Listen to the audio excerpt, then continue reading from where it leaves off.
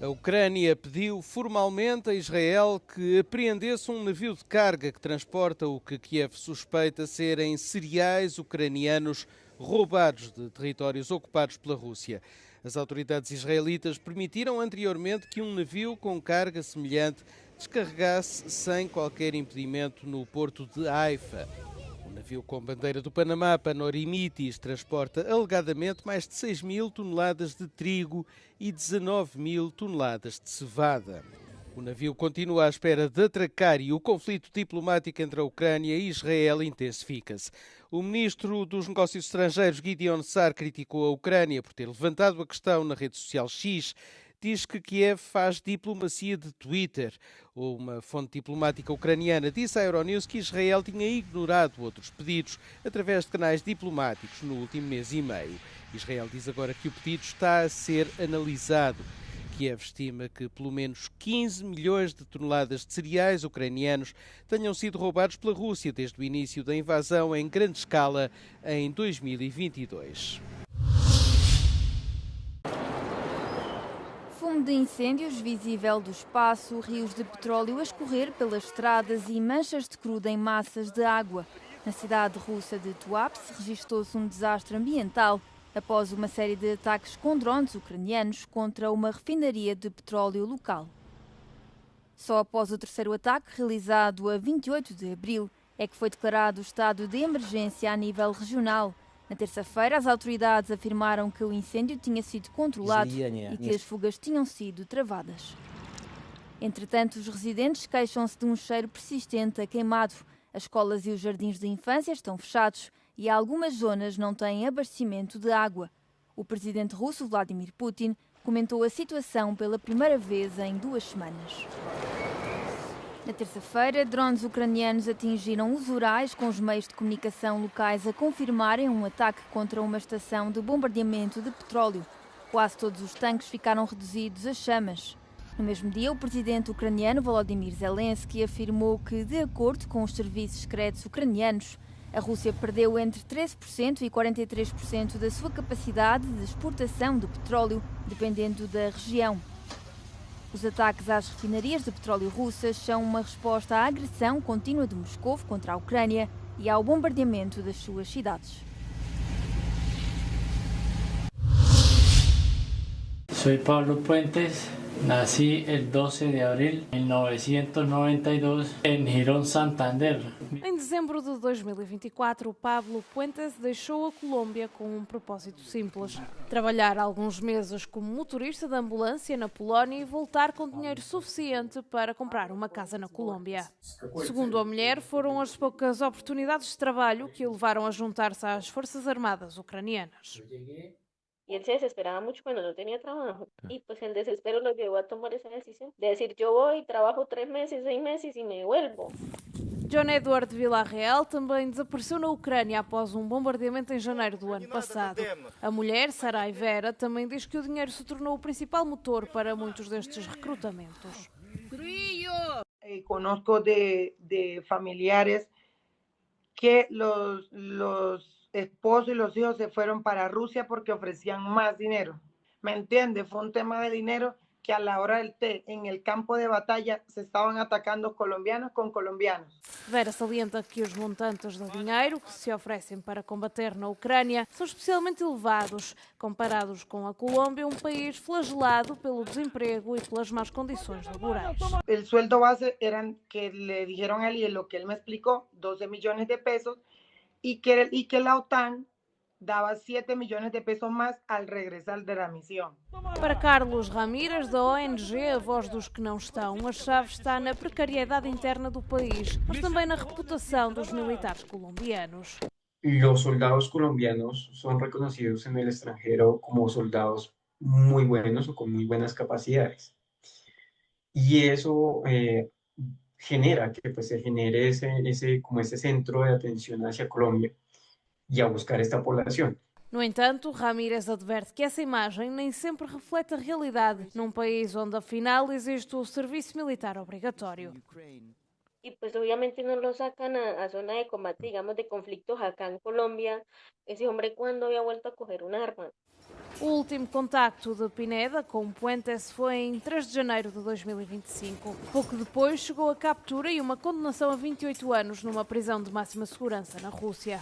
Hoje, entre desaparecidos, presos e famílias em busca de respostas, repete-se uma mesma ideia.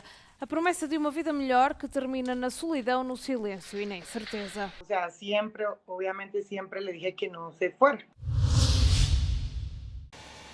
Na Hungria, as autoridades ambientais regionais de Oroszlani proibiram o tratamento de resíduos nas instalações de uma empresa local após um derrame de petróleo causado pelo transbordo de um tanque. A especialista em conservação da natureza, Timea Karpati, mostra à nossa equipa os danos ambientais que podem resultar da autorização para que a instalação funcione no meio de uma floresta montanhosa. A poucos quilómetros, nos arredores de Pustavam, numa zona classificada Natura 2000, a mesma empresa, propriedade de Lőrinc Mészáros, o homem mais rico da Hungria, amigo de infância de Viktor Orbán, está a realizar a recuperação de uma mina.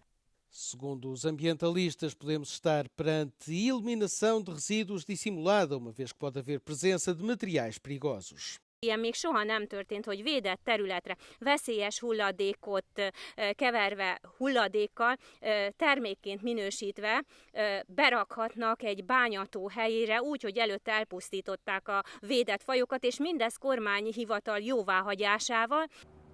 As atividades de recuperação foram suspensas em novembro de 2025, uma vez que o órgão governamental exigiu a instalação de poços de monitorização para verificar a qualidade das águas subterrâneas.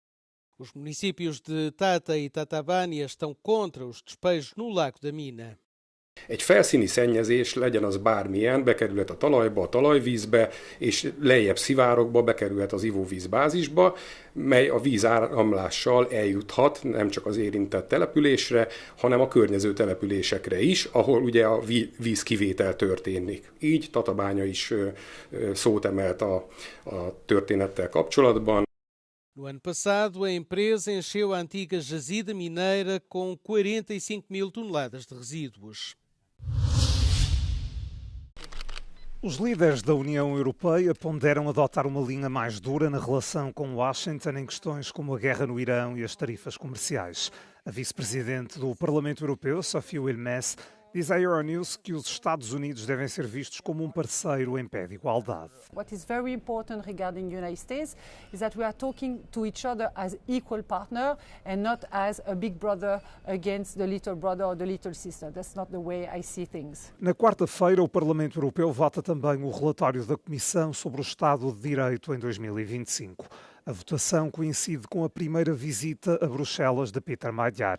O primeiro-ministro eleito da Hungria deve reunir-se com a presidente do Executivo Comunitário, Ursula von der Leyen, na quarta à noite. Wilmès diz ter esperança de que o novo governo húngaro volte a colocar as coisas na direção certa. Estadias mais curtas e, sobretudo, mais económicas. Num contexto de tensões geopolíticas, crise energética global e inflação que corrói o poder de compra, os franceses estão a reduzir os seus planos de férias para o verão de 2026. De acordo com um inquérito do Instituto Francês de Opinião Pública, apenas 37% dos inquiridos afirmam ter a certeza de que vão viajar, em comparação com 50% no ano passado. Além disso, 71% planeia ficar em França, preferindo opções de alojamento gratuito, como ficar com familiares. C'est vrai que le choix de la destination, là, on réfléchit à deux fois avant de partir quelque part, quand même. L'avantage, c'est qu'on a une maison de famille et que du coup, ça minimise les coûts et les dépenses des vacances. On les a pris avant l'invasion américaine au Moyen-Orient, on va dire. C'était peut-être la première semaine où ça commençait à chauffer, donc les prix n'étaient pas encore à ce niveau. Com a inflação, as escolhas financeiras ganham peso e muitas famílias reduzem o orçamento para férias. Em média, os franceses planeiam gastar 1.530 euros nas férias de verão, cerca de 150 euros menos do que em 2025.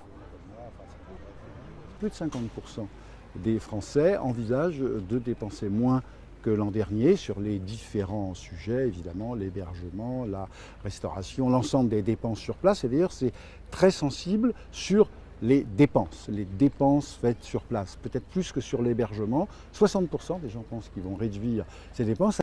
84% das famílias mais abastadas planeiam ir de férias. Já as com rendimentos mais baixos, só 58% têm planos.